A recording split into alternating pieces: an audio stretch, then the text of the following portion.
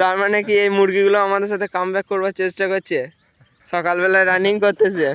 এটা বলছে কুকুর ধরে না ধরে দেখে এরকম প্র্যাকটিস করছে এরা। হ্যাঁ, কুকুরের হাত থেকে বাঁচবার জন্য। কুকুরগুলো একটু আর ওই দিক দিয়েও দেখতে পাওয়া যাচ্ছে যে কুকুরগুলো এসেছে এখানে প্র্যাকটিস করতে, যাতে মুরগি কি করে ধরবো, কঠোর পরিশ্রম করছে।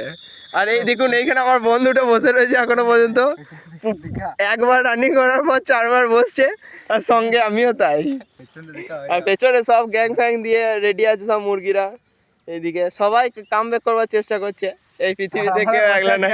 আর আমরা শুধু বসে রয়েছি মাঠে, কাজকর্ম নাই। ওইখানে আর একজনকে দেখতে পাবেন, ক্যামেরাটা যদি ভালো থাকে, দেখছেন নাচানাচি করছে, লাফালাফি করছে, প্রতিনিয়ত চালু আছে ওর কাজ।